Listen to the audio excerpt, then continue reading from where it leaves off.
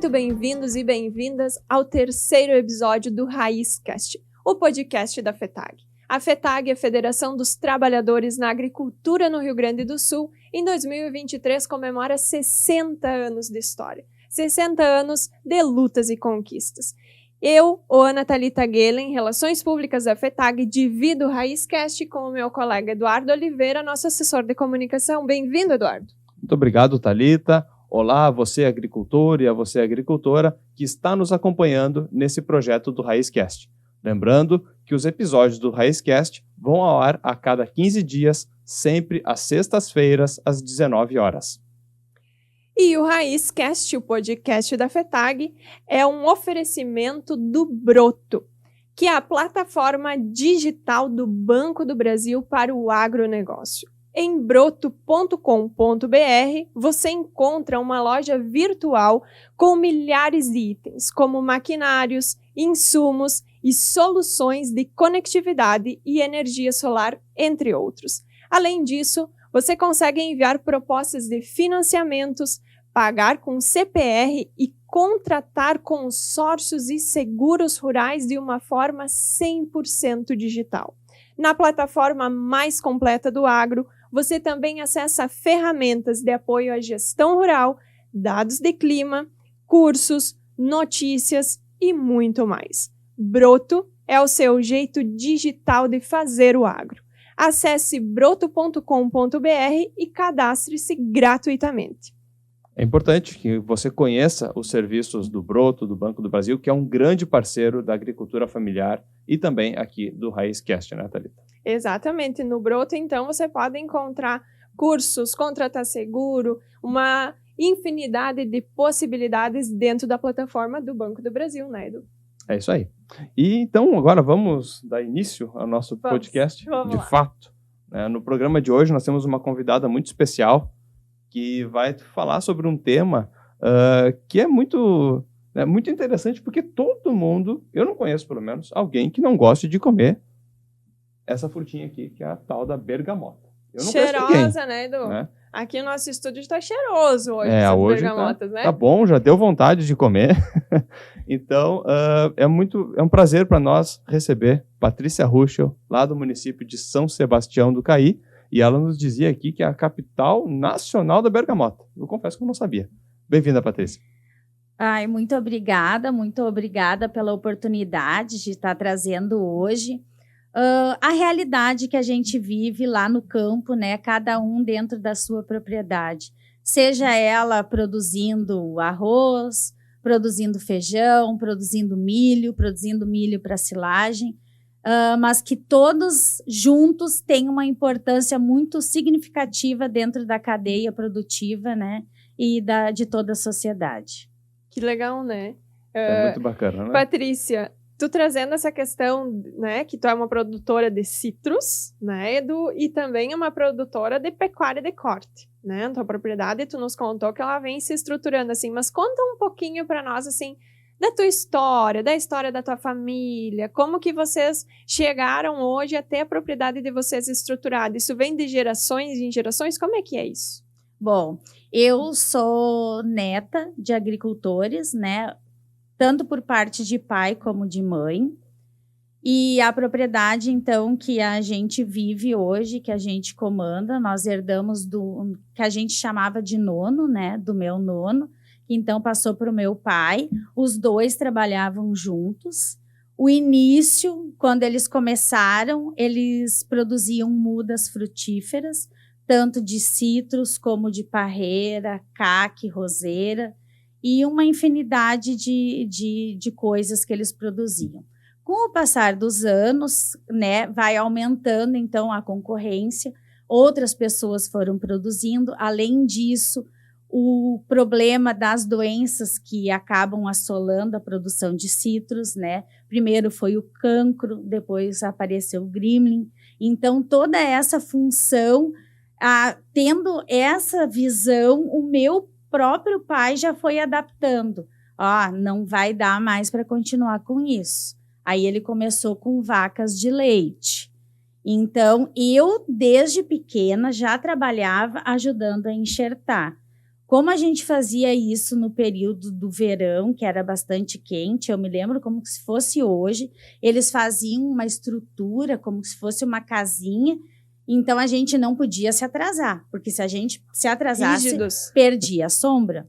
Então não dava para ficar, né, pateteando muito. Então tinha que assim, ele enxertava, já tinha que estar vindo atrás amarrando, porque senão ia perder a sombra. Aí fazia aquele pedaço, mudava a casinha de novo de lugar. Patrícia, só te interrompendo, Eduardo, eu e tu entendemos um pouquinho só da agricultura, mas o que é o enxertar? É quando Explica pra a nós. gente vai, a muda, né, que a pessoa planta lá na propriedade, antes disso ela era um cavalo, que eles chamavam. E esse cavalo, ele era feito a partir de uma plantinha muito espinhenta chamada trifoliato. Na nossa casa era assim. Então, a partir do trifoliato, a gente tinha que espremer, tirar a semente, plantar, e ali dava um cavalo, que era uma plantinha espinhosa igual àquela que dava frutinha. A partir dali, se fazia toda uma desbrotação e se enxertava. Tu vai pegar, então, tu quer bergamota poncã, a gente chamava de olho. Pegava o olho da planta, fazia uma aberturinha naquele cavalo, colocava o olho, ali a gente amarrava com plástico e isso ali tinha que brotar. No momento que brotou, vai começar uma nova muda e então da espécie que tu enxertou naquela planta. Aí pode ser laranja do céu, pode ser bergamota poncã, pode ser bergamota caí, montenegrina, enfim. É a partir dali que vai mudar a identidade do trifoliato, a partir do enxerto. Olha só, tu Como sabia é isso, complexo. Eduardo? Não sabia. Nossa, não tinha nem noção. Para mim, cavalo era um animal. Eu não sabia disso aí. São expressões, né? Talvez em termos técnicos tivesse outro nome, mas lá na roça era o cavalo e a partir dali era feito o enxerto, né?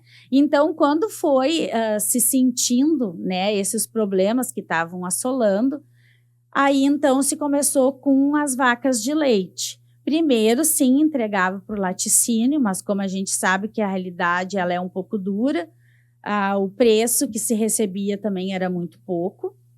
E então, como tinha muitas pessoas na cidade que faziam questão de tomar o leite puro, o leite tirado da vaca, o meu pai tinha uma freguesia. E isso também já vinha da família da minha mãe também, eles também tinham leite.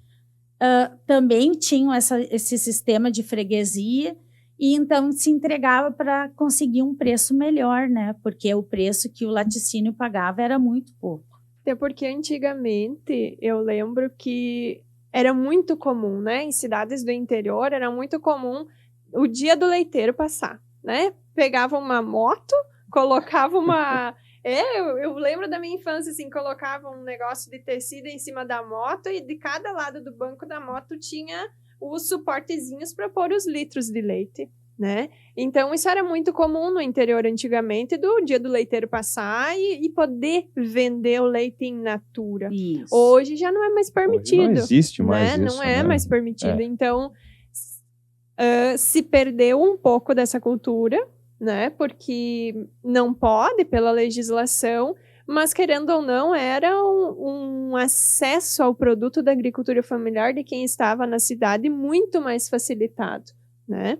Então, agora a Patrícia falou, não me recordei, assim, de lembrar do dia do leiteiro que chegava na casa da gente para poder vender o leite, né? Hoje a tecnologia avançou tanto que o leite já vem direto da caixinha, né? Não tem processo antes, nem tem não vaca tem nada. agora. Né? Mas Nossa. sabe que eu brinco com isso, né? De que, e eu acho que é meio que verdade, porque muitas pessoas acham que o leite ele já vem direto da caixinha, né? Ele já brota ali na caixinha. Mas não é assim. Né? A cadeia leiteira, eu costumo dizer que é uma das mais difíceis. Exato. Né? E antes do programa a gente falava que faz 7 anos que tu deixou a Sim. atividade leiteira, né? Por que isso aconteceu? Assim, foi questão só de preço? Ou talvez assim, seja uma atividade muito exaustiva, assim, e por isso não conseguiu continuar, não? Na verdade, são demandas, né? Como eu tinha meu filho pequeno, isso acabava 2 vezes por dia, era certo que tinha que ir, né, botar os animais para dentro, tirar leite. Então tem toda uma rotina, né? E às vezes é uma rotina exaustiva. Pega uma semana como essa que a gente teve, de chuva todo dia, para te botar o alimento para dentro, para servir no coxo. Que não é só tirar o leite, né, Patrícia? Não é só isso. Tem todo um envolvimento, né? Até mesmo para aquele animal dar leite, ele tem que estar muito bem nutrido, porque senão ele não vai produzir muito pouco. Então, são toda uma série de questões, né? E que daí, então, a gente optou, não, vamos parar com o leite, né? E vamos, então, começar só com os animais de corte, que não exige tanto. A gente tratando uma vez por dia, tá? O suficiente.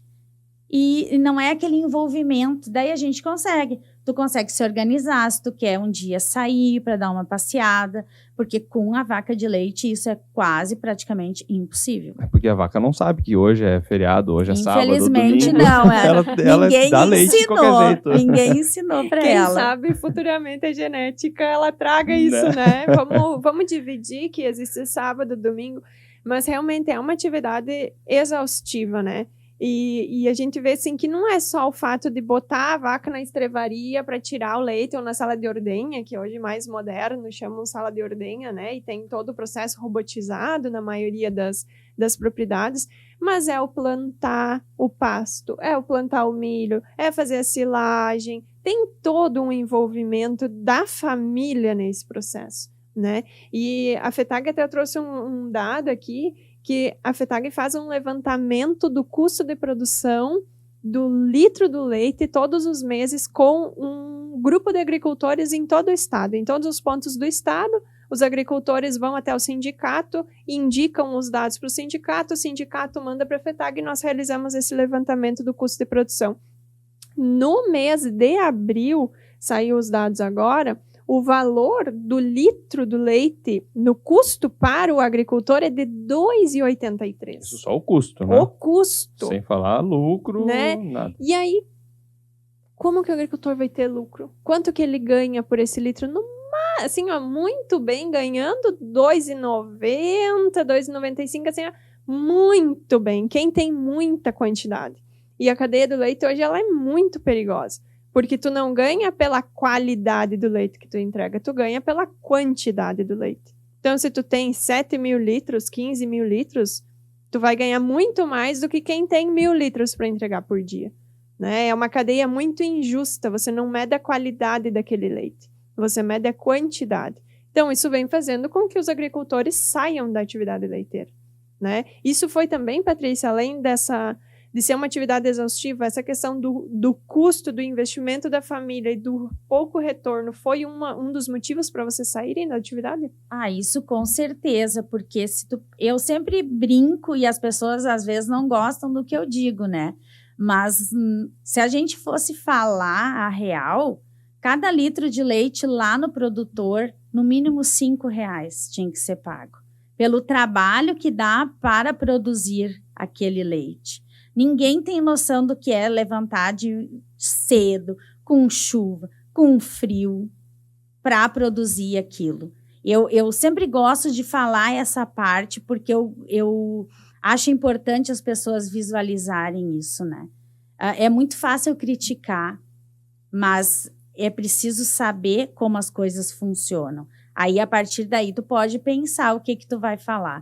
Mas a verdade é essa, o preço é muito baixo, exige bastante custo, porque além daquele alimento volumoso, vai ter que receber o concentrado, então vai ter que ganhar ração, vai comer milho, vai comer casquinha de soja, farelo de trigo, e isso hoje em dia tudo está custando bastante caro. Por quê? Porque o grande produtor, aquele que produz a grande quantidade, ele muitas vezes, esse milho, essa produção não fica no nosso estado, ele acaba sendo exportado, então não sobra.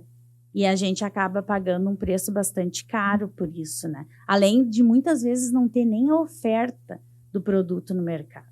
E a oferta também vai muito dessa questão de estiagem, de seca que nós temos passando nos últimos 3 anos. impacta diretamente no custo de produção de qualquer cadeia produtiva, né? Seja na questão do citro, seja no leite, seja na pecuária. Então, não produz milho, não tem o que dar para os animais. Exatamente, não tem alimento, porque a base da alimentação, né, é praticamente milho. O resto a gente vai agregando e vai moldando conforme dá. Exatamente. E aí, Patrícia, para a pecuária de corte, hoje, como é que funciona hoje, lá na propriedade, a pecuária de corte? Assim, qual é a diferença? É mais tranquilo? Se comparado ao leite, claro, né? Como é que é isso hoje? Sim, em termos de trabalho braçal, é um pouco mais tranquilo, porque ela não exige tanto, né? Mas sim, aquele animal, ele vai te solicitar comida, ainda mais quando ele te conhece. Ele, né, cria uma... Conta pra nós, assim, cria uma relação? Cria. Eu gosto de procurar eles durante o dia, porque eu gosto de saber onde é que eles estão. Já deu nome para eles, assim? Tem nome, todos eles têm nome, às vezes são bem originais, né? O último que nasceu recebeu o nome de Schnitzel, né? Que Schnitzel é a tradução do bife empanado, né? Em alemão. Mas, enfim, e daí tem a Singela, tem o Olaf, que quando nasceu era todo branquinho, hoje ele já não é mais todo branco, né? Mudou a pelagem. A Bem-vinda, que nasceu num dia 1º de janeiro, né? Então, tem tudo isso, mas, enfim. A pecuária de corte, ela sim vai exigir N coisas, principalmente genética, né? Hoje a gente tem os nossos animais, eles são cruzados Nelore com Angus, né? Eu gosto de brincar que eu tinha um veterinário que ia lá em casa, ele sempre dizia, tu tem que trocar esses zebus e botar só Angus. Angus é um animal dócil. Nunca dê as costas para Angus, seja macho ou seja fêmea. Eles dão um jeito de vir por trás de ti, te empurrar, não no sentido de te machucar, não é. Ele quer chegar na comida antes que o outro, enfim, mas sai da minha frente que eu quero ir lá. Ele tem fome. Deixa eu chegar aí. E então, são tudo coisas que a gente vai aprendendo, né?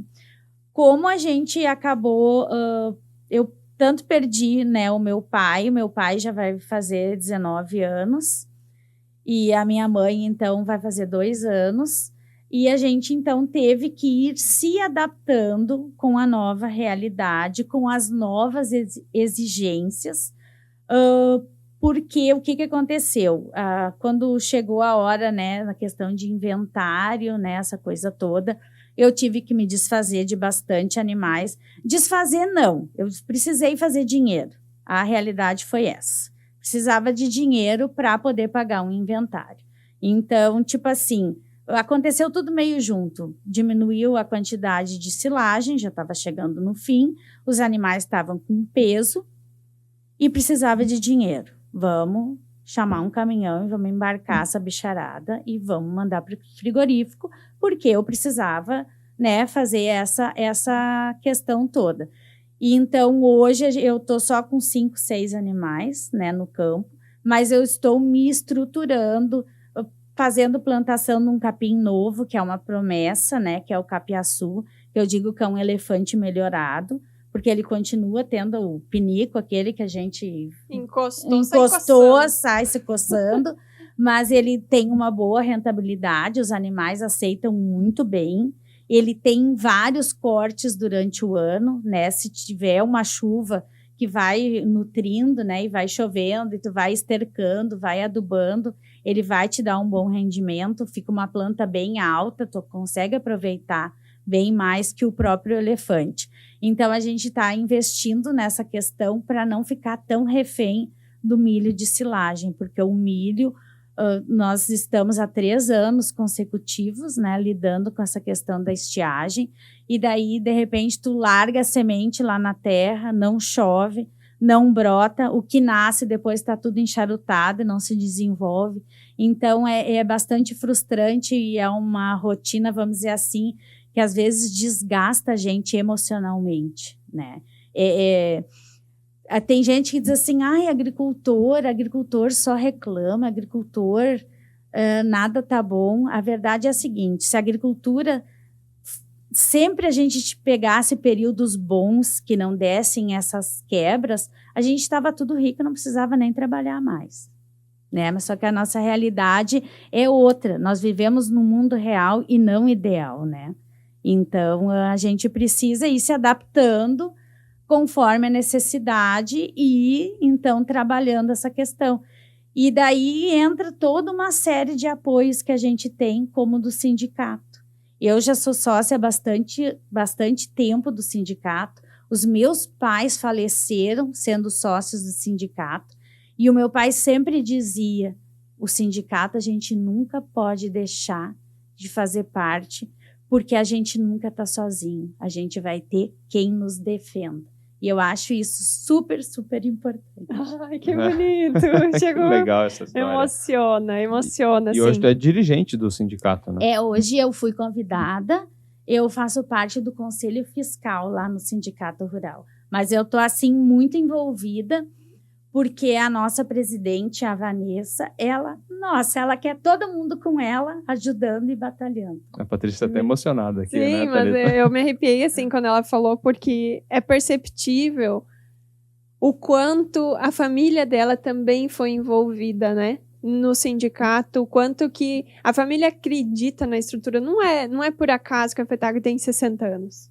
É verdade. Não é por acaso. É porque essas pessoas, esses agricultores acreditam no sindicato, acreditam na causa da agricultura familiar, acreditam na FETAG, e durante a nossa história, a gente também conseguiu dar respostas para a vida desses agricultores, né? A gente comentou nos episódios passados, mas várias políticas públicas foram conquistadas pelo movimento. Foram muitas conquistas, né? Eu diria assim, na evolução, né, da sociedade como um todo, um agricultor conseguir se aposentar, ter acesso a crédito, porque querendo ou não, vamos analisar que às vezes a gente não sabe dizer assim certinho, dizer, mês que vem eu vou ter tanto, né, para provar a renda. Então, essa parte que o sindicato e a FETAG fizeram na construção, nossa, não tem nem tamanho, né, da importância que tem para a gente ter acesso a essas coisas. Senão a gente não teria acesso a nada, essa é a grande verdade. A gente estaria perdido lutando contra a maré. Não que a gente não lute, mas pelo menos a gente está lutando em conjunto. Exatamente. Né? E sabe que, desculpa te cortar, Thalita, mas uma vez eu escutei, eu não lembro quem falou isso, mas a agricultura é uma indústria a céu aberto. Essa frase ficou marcada na minha cabeça, porque ao contrário de uma indústria, né, que é tudo controlado, um ambiente controlado, um ambiente fechado, a agricultura não tem isso. Você planta hoje, mas você não sabe se amanhã vai conseguir colher. Por quê? Porque pode chover de menos, pode chover de mais, pode uma praga infestar a lavoura e acabar com a tua produção. E eu não sei se é a tua percepção, mas eu vejo que muitas vezes as pessoas da cidade não enxergam essa realidade. E aí tu falou também nessa questão das conquistas. Há muito pouco tempo atrás, tu não conseguiria se aposentar. Então, o quanto ainda parece que a agricultura não tem esse reconhecimento, assim, sabe, do público urbano, assim, que não é reconhecimento, talvez seja desconhecimento, né? Eu acho que é desconhecimento, né? Claro que a gente fala, né, Eduardo, do outro lado, né? Porque nós somos urbanos, né?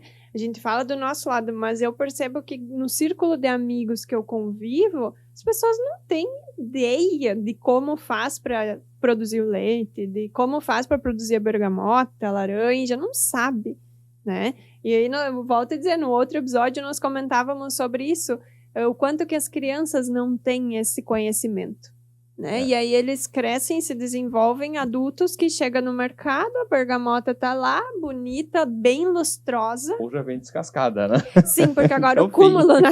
O cúmulo é tu chegar no mercado, ter a bandejinha e ter gomos de bergamota, porque daí tu não fica com o cheiro na mão. A Que é o coisa, melhor, né? a coisa mais gostosa é ter o cheiro da bergamota no inverno, sentar no sol e poder comer uma bergamota, né? Então, eu acho que é a falta de desconhecimento, né, Patrícia, das pessoas não ter essa imersão do urbano no meio rural. Eu quando eu tenho oportunidade, eu sempre gosto de contar e mostrar como as coisas funcionam.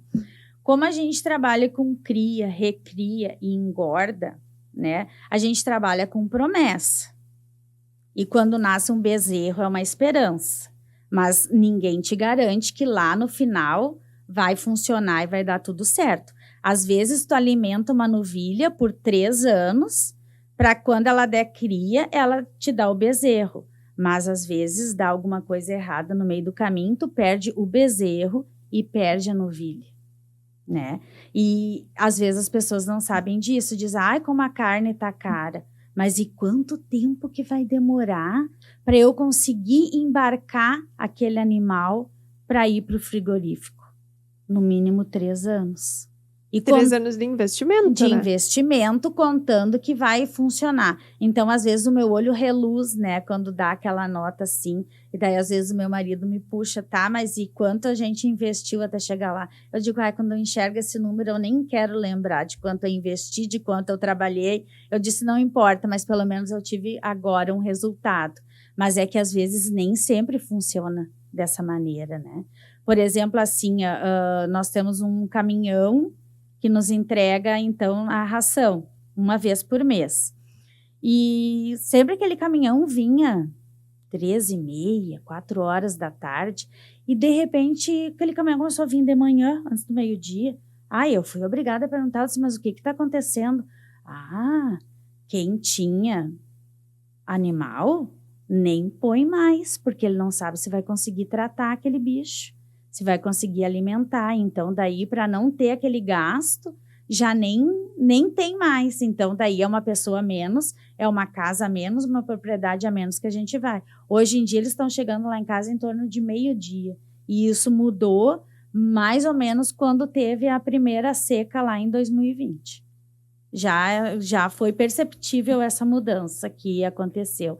Então, a gente, às vezes, precisa pensar, né?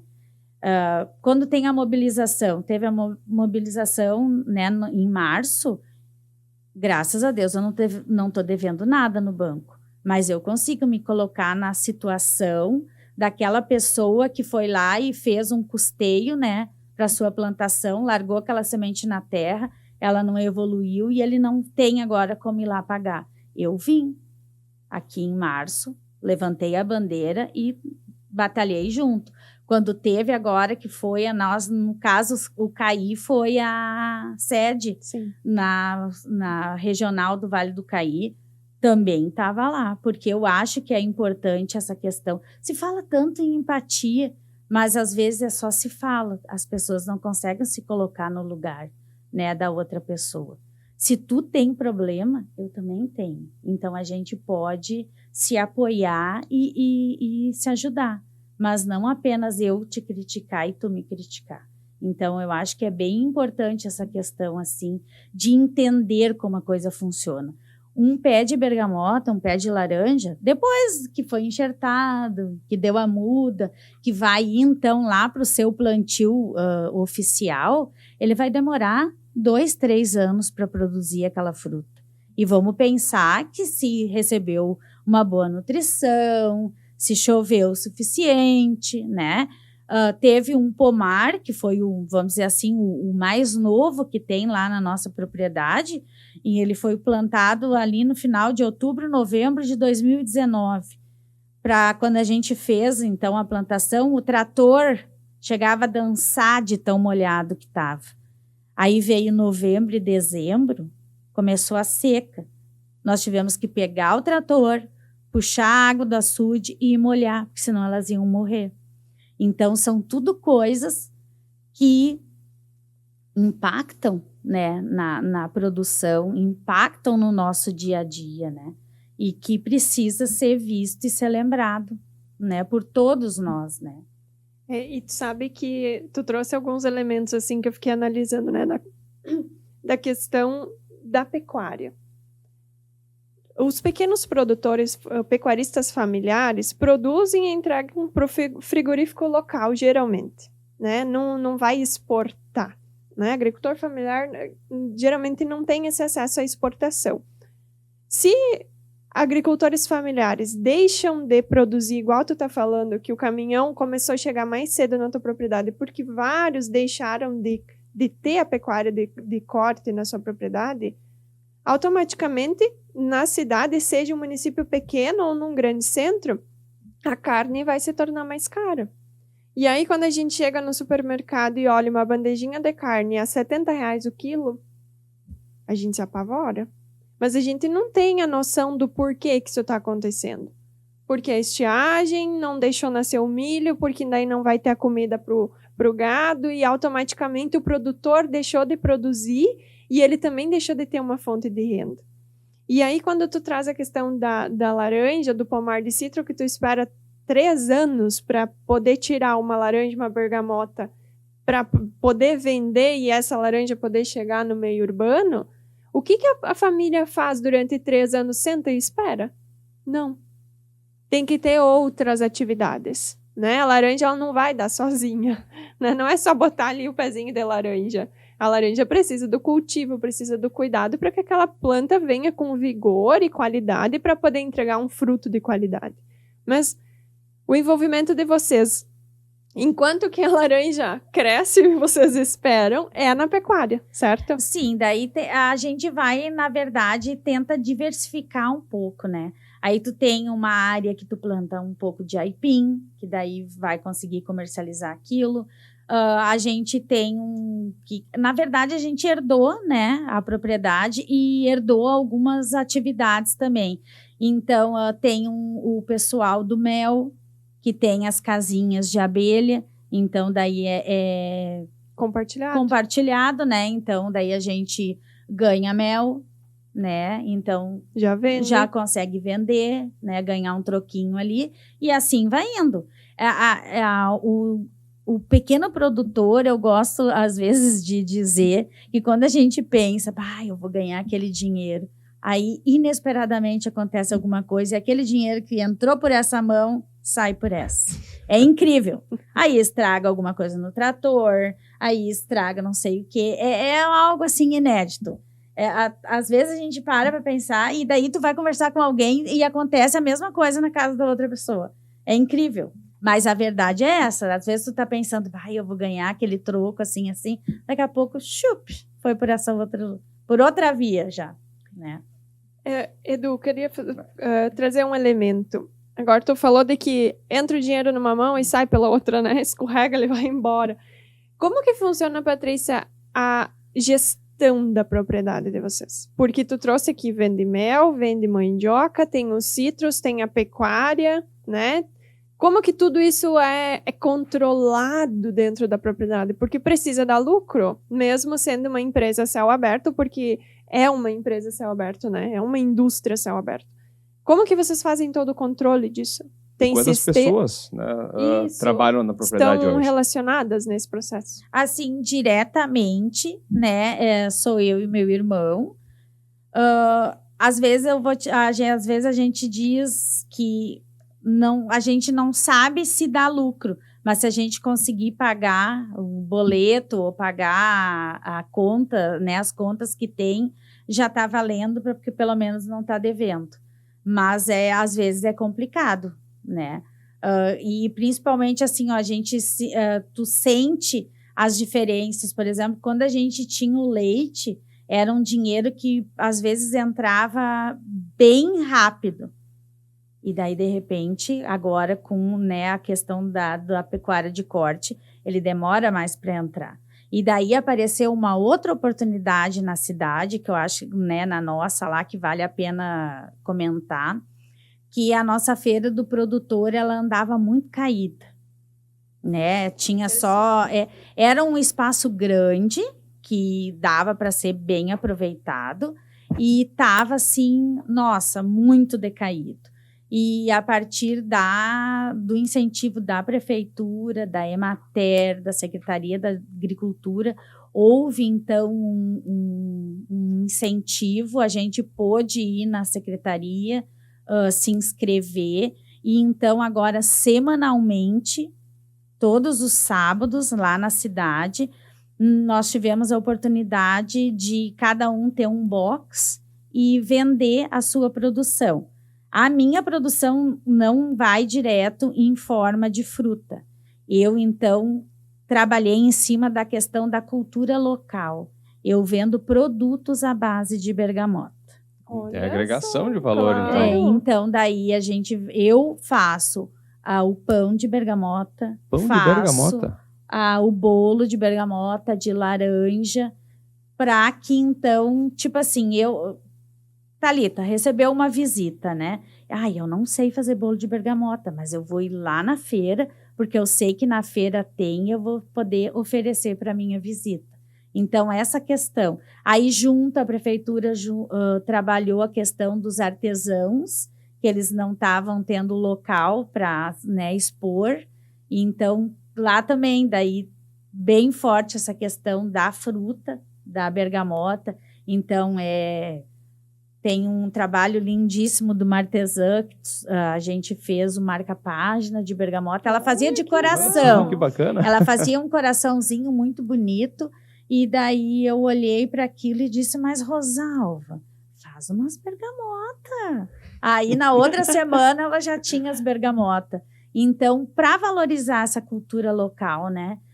Não apenas ser o maior produtor de citros, mas para fazer isso valer na cultura local também, né? As pessoas ter orgulho, se sentir pertencente àquilo. Eu acho que isso é bem importante.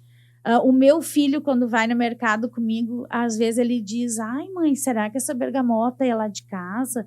Ou se não, às vezes, né, tá passeando, tá fazendo alguma coisa, né, tá num restaurante, às vezes ele diz, será que essa carne é lá de casa? Então, eu acho bem importante isso, essa noção, ele se sente pertencente, né? Ele, desde pequenininho, ia no sindicato, às vezes eu acho que ele até exagera, porque ele pensa que o sindicato é a casa dele.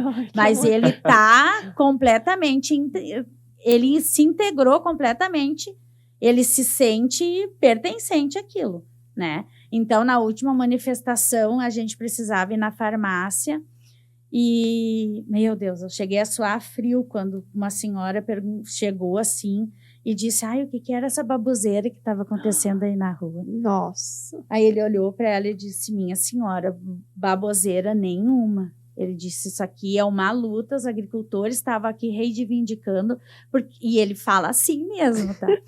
Porque tem gente que pegou o empréstimo lá no banco e agora não tem como pagar porque não conseguiu produzir.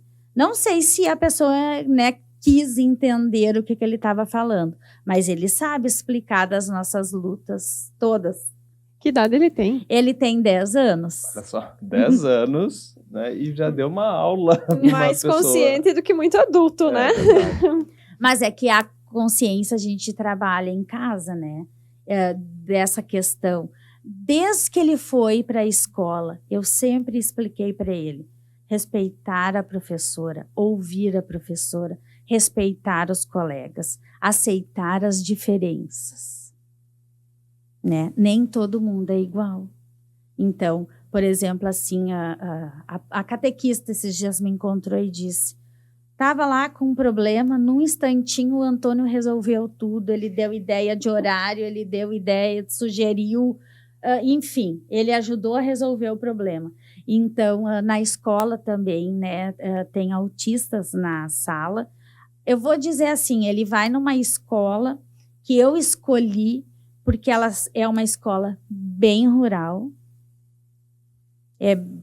A escola é do lado de um pomar de limão. Então, eles vêem movimento, colhendo fruta, o trator roçando e essa função usada toda. Não perde identidade, né? Não perde a identidade. E, além disso, são salas multisseriadas. Eles têm... desde o primeiro ano, ele divide a sala com outras séries. Agora, ele está no 5º ano, eles dividem com o 4º ano. Mas eu sei que teve ali numa determinada série que então tinha, né, ele continua tendo os colegas autistas, mas enfim, de outra turminha que estava junto, e ele chamava atenção sobre a questão de respeitar a diferença do colega e tentava então auxiliar. Né? Vem cá, me dá um abraço, agora é hora de voltar para a sala, vamos lá, a professora está chamando. Mas é que eu acho que são coisas que é a questão da educação que a gente precisa trabalhar em casa. A escola dá conhecimento, dá ensino, mas a educação, ela vem lá do berço, que a gente tem que puxar, né? Mãe, eu queria ir junto para Porto Alegre. Não, hoje não, porque hoje tu não pode faltar à escola. Se eu não ensinar ele que ele não pode faltar à escola, ele não pode faltar nos compromissos dele, ele vai ser um adulto que daqui a pouco, vamos dizer que ele não fique em casa trabalhando, né, na roça com a gente, que ele vai trabalhar em outro lugar. Hoje eu não estou muito afim, dormi muito mal essa noite, nem vou ir trabalhar hoje, não vou. Não, a gente tem que ensinar a ter compromisso, ter comprometimento, né? Eu acho que isso é bem, bem importante. Que fala bonita, né? E importante. Né? E necessário, né? Necessário isso. Que a gente vê hoje um mundo muito individualista. Um mundo onde cada um olha para o seu umbigo e que a empatia é só uma questão de clichê, né? Que seja empático, mas o que é realmente empatia? O que é se colocar no lugar do outro? O que é olhar a agricultura de uma maneira diferente também? Né? É vivenciar, é respeitar. Nós temos nossas diferenças, igual o meio urbano, os empresários e os trabalhadores urbanos têm também suas diferenças e nós, enquanto agricultores, respeitamos isso. Mas nós buscamos respeito e nós esperamos respeito também da sociedade e a compreensão da sociedade que nós temos as nossas diferenças e que lutamos diariamente para produzir, para poder alimentar quem está na cidade. E a sociedade é isso, né? É uma troca de serviços. Eu faço uma coisa, nós estamos aqui agora apresentando esse podcast, para quê? Para levar conhecimento para as pessoas. E enquanto nós estamos aqui, outras pessoas estão trabalhando, estão dirigindo ônibus, estão nas suas propriedades agora plantando, criando os animais, né? Essa tua fala foi perfeita agora, porque realmente a educação, eu acho que ela vem de casa, né? Esse senso assim, de coletividade. A escola vai te trazer o conhecimento, né? Matemática, ciências, português, enfim, né? Mas a educação mesmo vem do berço. Minha mãe falava isso, né? E agora, recentemente, nós tivemos o Dia das Mães. Como é que é a tua relação com o teu filho? Assim, tu imagina o teu filho dando continuidade na propriedade? Como é que tu trabalha isso? Olha, eu vou te dizer assim que tá acontecendo... Não digo automaticamente, mas acontecendo no decorrer do tempo. Eu vou contar, talvez ele vai, se escutar isso, vai ficar bravo, mas enfim, ele não sabe andar de bicicleta. E sabe por que não? Porque desde que ele era pequeno, ele não andou em motoca normal. Primeiro ele ganhou um tratorzinho de pedalar e depois ele ganhou um tratorzinho elétrico. Então ele sempre foi acostumado a andar com 4 rodas. Então, ele não sabe andar de bicicleta. Mas eu não estou preocupada com isso, porque eu acho que em algum momento ele vai aprender e tá tudo bem, né? Eu acho que tem outras coisas que são tão importantes quanto isso. E eu e ele somos muito ligados, desde pequenininho. Ele sempre andou junto comigo no trator. Então, com 2 anos, ele já andava empoleirado em cima a gente chama da caçambinha, né? Então, eu só ensinava para ele, tem que ficar firme, tem que segurar, porque sacode. Então, eu lembro um dia que, nós saímos nós 3, que era eu, meu marido, né, e o guri. E daí o meu marido, meu Deus, esse guri não pode ir sozinho ali atrás. E eu pensei, se ele soubesse tudo que eu e esse guri fizemos sozinho, né, nós 2 juntos, né, tem que ensinar, tem que segurar forte, né, tem que, enfim, essa coisa arada toda, né, e então eu e ele nós fizemos tudo junto, ainda mais agora, né, na falta da minha mãe, porque antes aí eu ainda conseguia fazer alguma coisa que ele não tivesse junto, porque daí eu podia deixar ele com a minha mãe, enfim, hoje não dá mais. Hoje ele te acompanha, então, hoje, né? Se eu vou no sindicato e, né, ele não está na escola, ele vai junto. né? Tem que fazer tal coisa, vai junto. Eu não tenho onde deixar ele. E eu também acho assim que eu não posso deixar a minha obrigação, porque eu acho que é minha obrigação de mãe cuidar dele. Então, claro que há alguma eventual emergência, como foi hoje, porque, na verdade, para mim estar aqui hoje, eu já estou desde outro dia me organizando. É bilhete para professora, né? Mandei mensagem no telefone, né? Vai ir a Vanessa do sindicato, ele conhece, né? Vai te dizer se é ela ou não, para mim poder estar aqui hoje. E até mesmo em casa, né? Mais comida, né? Para quem está solto. Levantamos cedo para ir, né? A mãezinha que tem bebê, para tirar ela do piquete onde é que ela estava, para ela ter acesso, então, à pastagem, enfim. Teve que reorganizar toda a vida para tirar um tempo para poder vir aqui. Isso, é assim que funciona. É bem isso que funciona.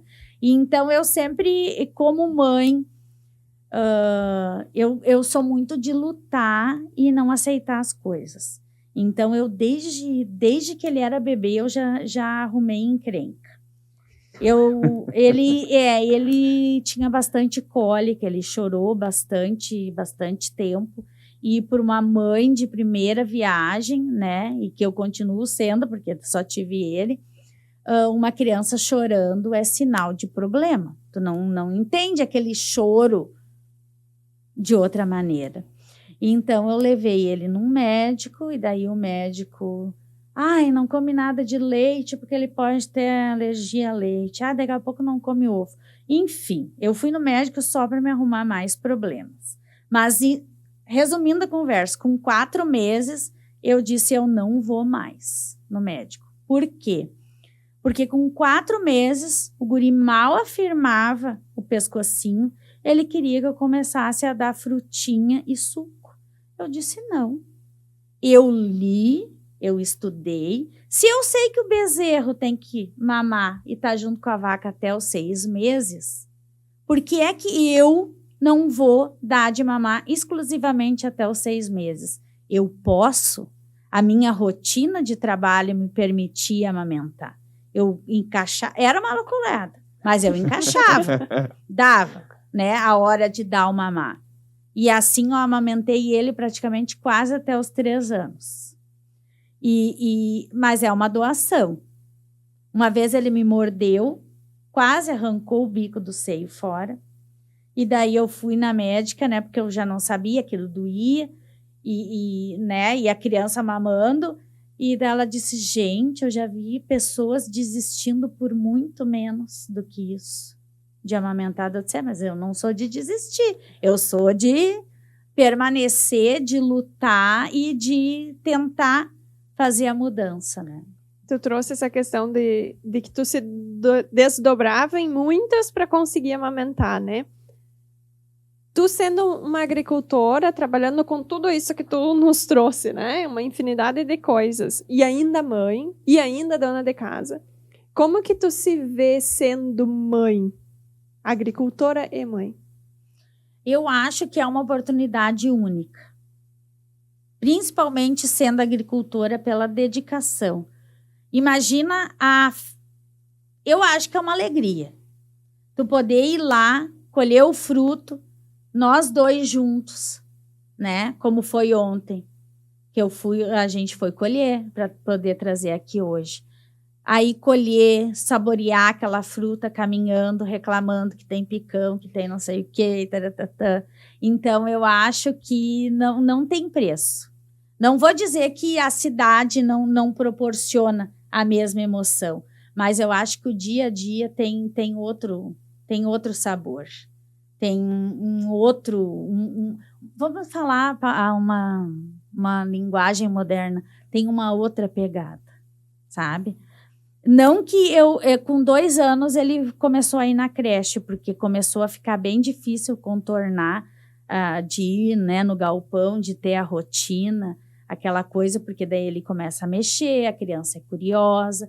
Então, pelo menos meio turno ele ia na creche, até mesmo para socializar, para conviver com outras crianças, aprender a dividir o brinquedo, né? Porque às vezes a criança que é sozinha em casa é um problema. Então, esse aprendizado, né, do todo, né, com os colegas. Mas sempre daí tinha a oportunidade, né? Vamos tratar os bichos, ir junto no trator, né? Colher uma bergamota, colher a laranja para fazer o suco. Eu acho que é uma coisa que não tem preço. É uma possibilidade de vivência, né? De vivência. Eu acho que é uma coisa bem boa. E, Patrícia, enquanto a gente estava combinando para te vir aqui gravar o programa, tu me falou uma frase que eu queria que tu destacasse isso agora. Tu me disse que tu é feliz sendo agricultora. Eu acho que é um sentimento. Eu digo assim, eu trabalho bem bastante. É uma rotina, assim, que eu, às vezes, digo, né?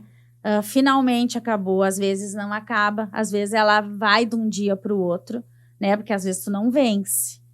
Mas com apoio, né? Eu tenho meu marido, ele me apoia demais. Quando eu fui convidada para participar da diretoria, eu disse, eu não posso te dar resposta agora, eu preciso sentar, eu preciso conversar com meu marido, porque eu sabia que ia ter momentos que eu não ia estar em casa para fazer as minhas atividades rotineiras, né? E então é ele que tem que fazer. Aí ele disse, não, pode aceitar, pode ir. Quando apareceu para vir aqui também, não, vamos lá, a gente se organiza, eu te levo. Então, esse apoio também é bem importante, ter alguém que pegue junto contigo. E isso é algo assim, nossa, muito bom, porque daí tu vai ter uma pessoa que ela enxerga, a roupa tá pronta, eu vou tirar da máquina, eu vou estender. Às vezes é gratificante tu saber que tu tem aquela pessoa que tu pode contar, né? Às vezes deu um problema de noite, que às vezes a criança está doente, aquela coisa toda, de manhã tu acorda com o cheiro do café, que ele já foi lá no galpão, já fez a ronda, já fez tudo, né? Eu adiantei para a gente poder tomar café e fazer junto. Então, sim, eu digo que eu sou muito feliz. Não sou rica, trabalho bastante, mas eu me sinto muito, muito feliz tendo essa rotina que eu tenho. Eu me sinto bem, é algo que é muito gratificante para mim como pessoa. Até, inclusive, essa semana, no dia 1º de maio, nós comemoramos 20 anos de casamento. Não foi possível, por inúmeros motivos, né, fazer uma atividade, uma comemoração, mas eu não abri mão da gente ir na missa e receber uma bênção. Então, lá perto da nossa casa tem a comunidade São José Operário. Eu falei, então, com a senhora lá que administra, eu disse, haveria possibilidade. Sim. E uma das falas do padre, né, durante lá o sermão, foi a questão de, independente do que a pessoa faz, ela estar bem e se sentir feliz. Então, isso é um plano de vida para qualquer um de nós. Estar feliz fazendo o que faz. E é aquilo que eu sempre digo, não tá bom sendo professora, vai fazer outra coisa, mas não vai dar remédio para a criança dormir na creche. Que às vezes a gente, né, ou não vai bater na criança. Eu sei que às vezes é difícil, às vezes a gente está exausto, mas se não tá bom, vai fazer outra coisa. Mas não faça aquilo mal feito, né? O que a gente faz, a gente precisa fazer com o coração e com doação. Eu acho que é super importante isso. E eu só preciso destacar uma coisa aqui que me veio. Porque a gente não se conhecia, né? E agora tu falou que tu não é rica. Mas eu vou te dizer, tu é rica, sim. Sabe? Porque tu tem essa alegria de trabalhar, tu tem essa harmonia com a tua família, com a tua comunidade que tu vives. Então, eu acho que não tem riqueza maior do que essa. Exato. Né? Nem sempre o financeiro, né? É claro que a gente precisa, né, o dinheiro faz parte. Mas isso que tu tem, muita gente não tem. Então, eu quero só te dar os parabéns, né, pelo relato, né, que tu trouxe agora. E, nossa, assim, foi para mim foi aula, uma lição. né? Uma Foi aula. uma lição. E eu queria trazer que ela falou muito de ser feliz fazendo o que gosta, né? Tua camiseta tem uma frase que eu tô o tempo inteiro lendo ela. Se a agricultura não tem futuro, seu alimento também não tem. Qual a mensagem, Patrícia, que tu deixa para as pessoas que estão nos assistindo sobre a agricultura familiar? É preciso entender que a agricultura familiar é ela que vai alimentar a comunidade local, as cidades, né, do entorno. Ali é que sai a base de tudo, seja do hortifruti, seja das carnes, né, de frango, porco, que cada propriedade tem a sua realidade, né, tem a sua produção. Só que é esse pequeno produtor é que vai alimentar essa pequena população. O grande produtor, a grande maioria, vai realmente para a exportação. Isso não fica na comunidade local. Aí, por isso que tem aquele movimento de caminhão, né, com os containers. Por quê? Porque isso vai ser embarcado e vai ir para fora. Então, é preciso ter um olhar especial para essas pessoas, porque com certeza elas são grandes lutadores diários, lutadores, né, de poder, né, estar se alimentando e alimentando ao outro. Então, é preciso ter um olhar com carinho, porque eu vejo que muitas vezes as pessoas fazem que o agricultor é vilão. Gente, agricultor não é vilão. O agricultor respeita aquela questão da área, da mata nativa que não pode mexer.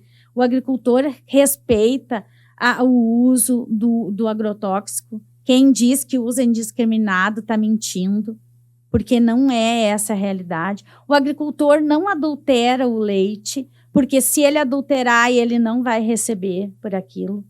Então, tem sim toda uma questão que precisa ser visto, ser olhado com mais carinho. A gente vê, né, tantas pessoas imitando, né, às vezes, né, a questão do agricultor, do colono.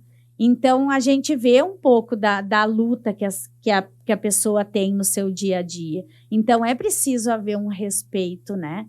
Olhar com mais carinho. A gente vê tanta pessoa né, fazendo, vamos dizer, sucesso, dá para dizer, com certeza, com isso, né? Então, a gente acha engraçado, às vezes até que se a gente para pensar, né, de tudo que a gente passa, tudo que a gente vive, mas olhar com mais carinho, né, para essas pessoas que às vezes nem tudo que reluz é ouro, né? Então, ter um olhar especial, né? Porque, querendo ou não, é preciso ter esse cuidado, porque daqui a pouco, se todo mundo resolver largar a propriedade e ir para a cidade trabalhar, como é que vai ficar? Quem é que vai produzir o alimento, né? Então, sim, precisa ter um olhar especial, né, para essa... Todos somos importantes. O médico, o advogado, né, o caixa do mercado, né, o atendente da farmácia, a professora, todos têm a sua importância. E o agricultor também. Eu acho que agora encerramos, né? Porque não tem o que falar mais. Com chave de ouro, né? É verdade. Nossa, que lindo, Patrícia, que lindo. Poderíamos continuar a nossa conversa e a gente tem certeza que tu teria muito mais conteúdo, né? A gente falou de tanta coisa, falamos dos citros, ainda tinha muita vontade de perguntar muita coisa sobre a produção, mas eu acho que a gente deixa para um próximo episódio, para a gente se aprofundar um pouco mais, né? Na questão da produção. Eu vi que o Eduardo já puxou aqui uma bergamota pro lado dele. Vamos por isso que a gente está encerrando agora, porque eu quero comer bergamota. Nós vamos dividir ainda, Eduardo, não vai ficar só para ti. Mas gratidão, assim, por tudo que tu nos trouxe, pelas lições de vida que tu nos apresentou. E eu tenho certeza que quem está nos assistindo aprendeu muito mais sobre agricultura, sobre a pecuária familiar, mas aprendeu além disso, aprendeu sobre vida.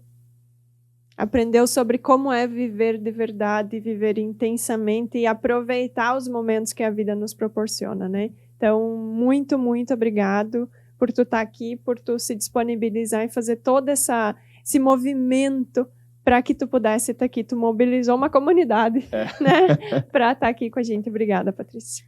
Eu que agradeço. Quando o Eduardo, né, se comunicou comigo, eu disse, olha, é tudo minha primeira vez. É a minha primeira vez fazendo parte da diretoria do sindicato. Vai ser a primeira vez eu indo na sede da FETAG, né?